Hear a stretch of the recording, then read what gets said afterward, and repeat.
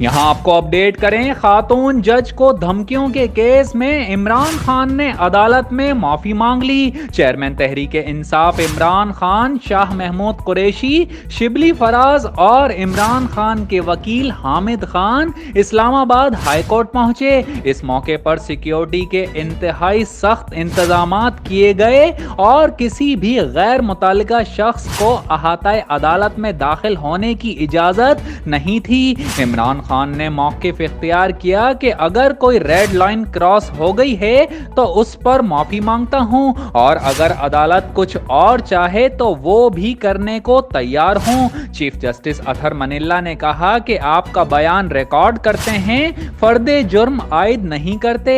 آپ نے اپنے بیان کی سنگینی کو سمجھا، ہم اسے سراہتے ہیں۔ آپ تحریری حلف نامہ جمع کروائیں، بیان حلفی داخل کریں، پھر عدالت جائزہ لے گی۔ یاد رہے کہ خاتون جج کو دھمکیوں سے متعلق توہین عدالت کیس میں اسلام آباد ہائی کورٹ نے پی ٹی آئی چیئرمین کو غیر مشروط معافی مانگنے کے لیے 2 مواقع فراہم کیے تھے، تاہم عمران خان نے غیر مشروط معافی مانگنے کے بجائے اپنے الفاظ واپس لینے اور آئندہ محتاط رویہ اختیار کرنے کا جواب عدالت میں جمع کروایا تھا۔